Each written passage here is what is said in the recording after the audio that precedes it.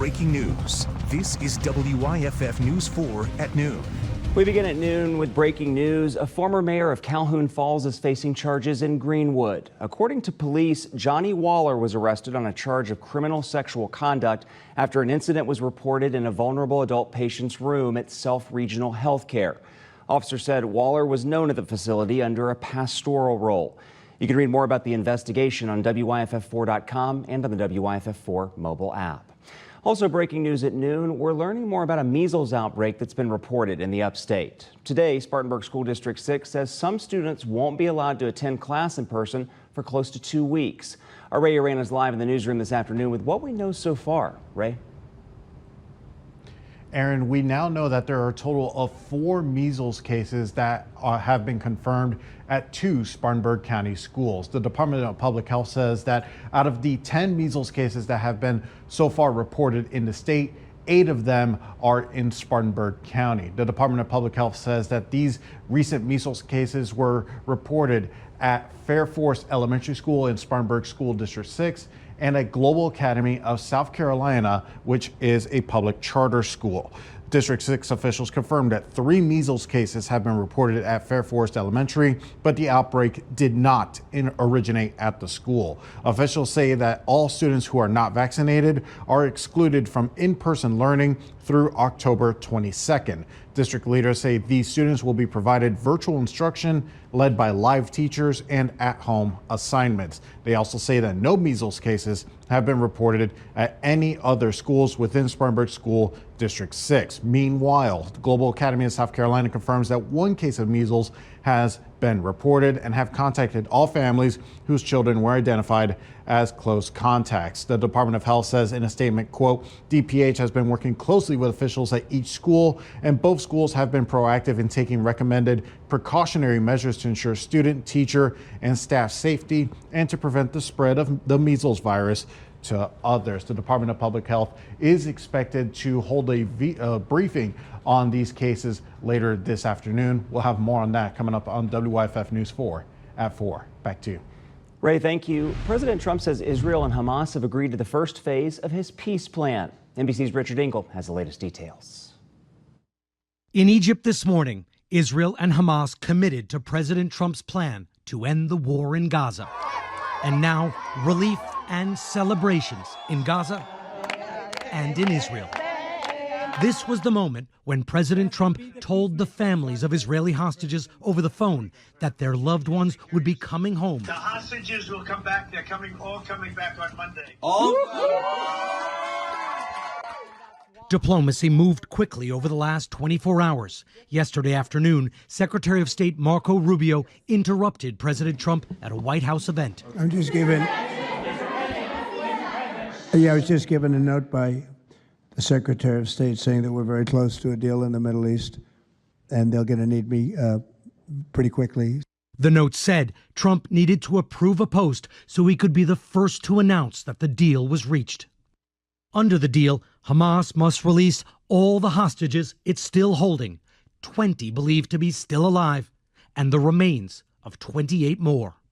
Israeli troops agree to pull back from Gaza in stages and free hundreds of Palestinian prisoners. Aid and reconstruction materials flood into Gaza, and Hamas leaves power for good. The toll of this war has been shocking since it began on October 7th, 2 years ago, when Hamas terrorists stormed into Israel, murdering more than 1,200 people and taking 251 hostages, including babies. Israel responded by flattening Gaza, displacing the population, driving many to starvation, and killing more than 67,000, according to local health officials. Israeli officials said the military campaign was the only way to pressure Hamas, while Israeli hostages and their families waited in agony. Now, perhaps this dark page in history is turning. That was NBC's Richard Engel reporting. Turning now to our weather on this Thursday afternoon with a live look outside from our Hilton Greenville Skycam. A beautiful Thursday afternoon. The sun is shining. The feels like is 68 degrees. Meteorologist Bradford Ambrose is here with our area's certified most accurate forecast. Bradford, as we get ready for fall for Greenville, it finally feels like fall outside. It does, Aaron. My goodness, what a day makes. You know, we saw temperatures yesterday, 70s and low to mid 80s, very muggy atmosphere in place. Cold front swept through yesterday, bringing in a much more refreshing air mass, and satellite radar picture shows clearing skies across the region, all thanks to a northeasterly wind sustained at about 5 to 15 miles per hour. We've seen gusts so far today between about 20 and 30 miles per hour. Current temperatures compared to this same time yesterday, about 10 degrees cooler and some 15 degrees cooler into the mountains of North Carolina. 68 currently in downtown Greenville, 66 in Spartanburg, 61 in Nashville, and 68 currently in Anderson with a gradually clearing sky. That forecast for the upstate today, we'll see highs near 70 degrees later on this afternoon. Temperatures will quickly cool down into the upper 50s as we head toward midnight. And into the mountains of North Carolina, we'll see highs mid to upper 60s this afternoon. Temperatures quickly cooling down into the low 50s by midnight. We're on our way down into the 30s and 40s for some hometowns early tomorrow morning, but a warm-up is on the way. We'll track that warm-up here coming up in just a few. Aaron. Bradford, thank you. In Piedmont, fire crews responded after a car crashed into a church last night. Officials said the car crashed into Grove Station Baptist Church on Piedmont Highway just before 8 p.m. Officials say a woman was taken to Greenville Memorial Hospital after the crash. Today, crews are working to determine if the church has any structural damage from that crash. So be sure to stay with us as we learn more. And in North Carolina, the Buncombe County Sheriff's Office is investigating a shooting after a man was found dead last night. Deputies said they responded about 6 p.m. for a report of a gunshot wound. And when they got there, they found 55-year-old William Clay III. They say there's no word on a suspect, but also say there's no further threat. We're working to get more information on this investigation as well. Meanwhile, deputies have arrested a Spartanburg County man who they say faces 10 counts of sexual exploitation of a minor. Deputies say 34-year-old Jordan Cardinal was identified as a suspect for sending child sexual abuse material on the messaging app Kik. Yesterday, investigators executed a search warrant at Cardinal's home where they say he admitted to the crimes. He remains in the Spartanburg County Detention Facility. The FBI office in Columbia has now joined the investigation into 2 shootings that happened at South Carolina State University over the weekend. They're asking people to submit tips to the website on your screen, tips.fbi.gov. It comes after a pair of shootings on campus last weekend during homecoming. Authorities say a woman died in one of the shootings and a man was hurt in the second incident. Investigators think the shootings are not connected, and they say the victims were not students at the school. SLED says one person was arrested and charged after the incident for pointing and presenting a firearm at a person and carrying a weapon on school property. The new Anderson County Jail may be finished with construction earlier than expected. County leaders say the current jail violates certain incarceration standards, and it's another reason why the jail's needed. Jail inspections occur every year. Facilities Assistant Manager Michael Stroud says they have one coming up in a few months, in fact, and the inspection will make sure the jail's in compliance and safe. Stroud says the county is ahead of the game with building the new jail because if not, the federal government could get involved. So the federal government, they could just come in and if your jail's not meeting all their standards, just come in and build a jail for you and then turn around and hand you the bill. So there's no telling what that bill is going to look like, if it's going to, have everything that, you think you need. While the jail's ahead of schedule, county leaders didn't say whether that changes any plans on when the jail will open. A settlement's been reached in a lawsuit over Spartanburg's downtown clock tower. The city announced a settlement was reached with a group Support the Spartanburg Clock Tower. According to that settlement, the clock tower will be moved from its current location in downtown and all the historical elements will be saved. Those elements will then be moved to a new location. So to have a tower that will still be standing for future Spartanburg residents means an awful lot. So this is a great victory for everybody in Spartanburg. Officials say the new location of the tower will be selected by City Council after a study is completed. The city says they'll also be saving several bricks for commemoration purposes.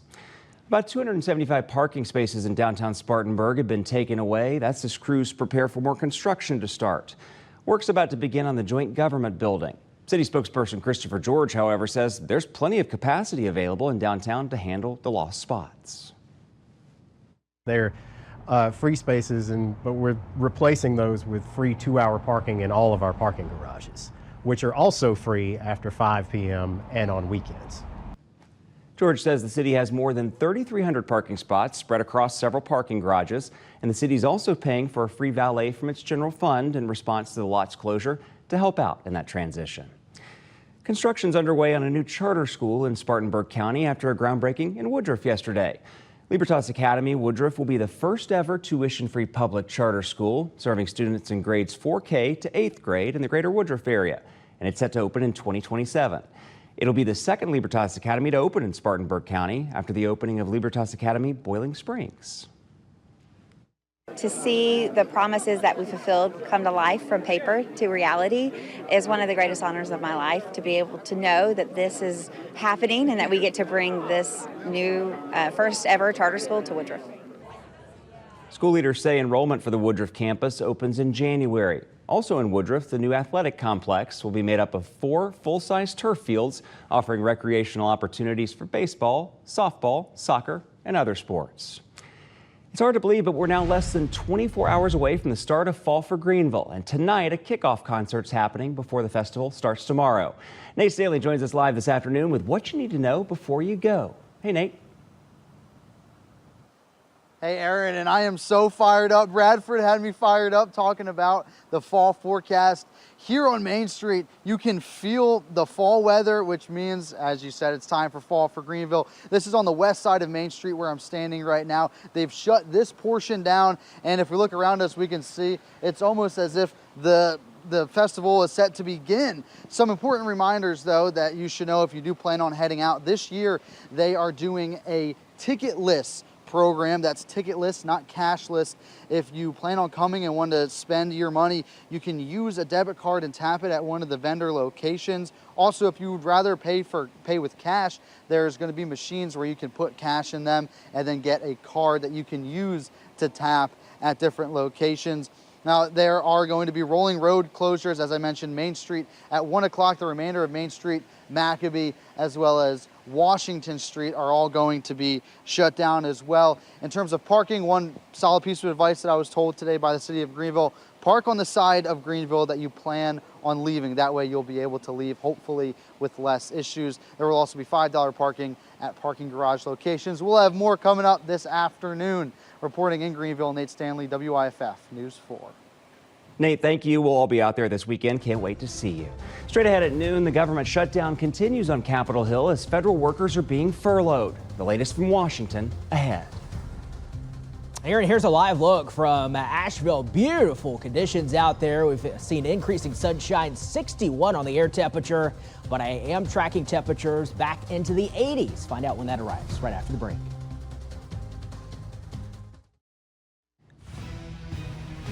We're back with breaking news just into our newsroom. State health officials have identified another new case of measles in South Carolina. It brings the total number of cases to 11, and officials say this new case was identified in Greenville County. Health officials say at this point it's not clear if this new case is linked to several cases in Spartanburg County. But we'll continue to follow this breaking news and bring you updates as we learn more. The North Carolina Department of Health and Human Services is reporting its first flu-related death of the season. Officials say an adult in the western part of the state died due to complications of flu during the first week of October. The CDC recommends all people 6 months and older receive a seasonal flu vaccine.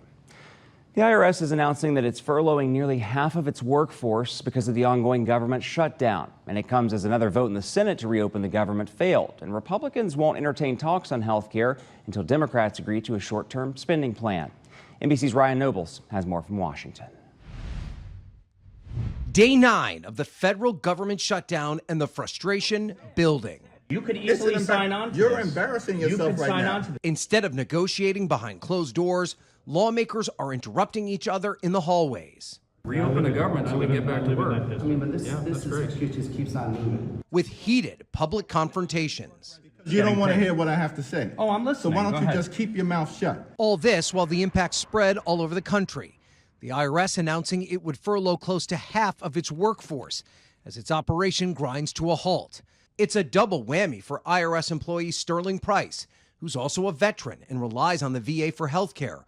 He's worried any small emergency could put him in a dire financial situation. When I was filling up with gas earlier today, I'm just watching the ticker go up on it. And as it's going up, I'm thinking, okay, well, that is just gone. The problems are also mounting in the skies. At Washington's Reagan National Airport, the FAA is delaying flights because of air traffic controller shortages.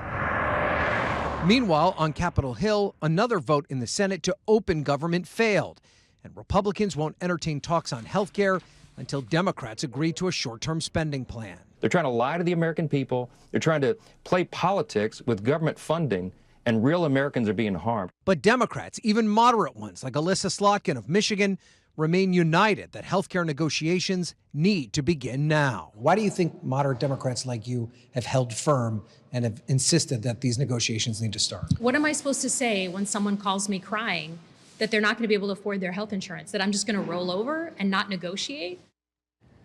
That was Ryan Nobles reporting. Meanwhile, the U.S. Marshals say the only escaped inmate who remained on the run after breaking out of a New Orleans jail back in May has been captured. We're told Derek Groves was arrested after a standoff at a home in Atlanta. He'll be extradited to Louisiana, but there's no word just yet on when that will happen. Authorities say Groves and 9 other men escaped from the Louisiana jail after squeezing through a hole behind a toilet and scaling a barbed wire fence. Many of the fugitives had been in the jail awaiting trials or sentencing for violent crimes. City and state officials have pointed to several security lapses in the jail, including ineffective cell locks and the assertion that the inmates got out when the lone guard monitoring them went to get food. A road rage incident in the Houston area turned into a shooting spree yesterday afternoon, leaving several people dead, including the suspected gunman. It started in Sugar Land, where a driver was shot and later died at the hospital. Then about 30 minutes later, the same suspect opened fire at a mechanic shop in Houston, killing a mechanic and a bystander filming the encounter. Police later found the suspect dead from an apparent self-inflicted wound in his vehicle. Officials think the shootings are connected and that the man's description connected him to the killings. The victims and the shooter haven't been identified yet. Well, hey there, everyone. Hope you're having a great Thursday. Here's a live look from Lake Hartwell in Anderson County.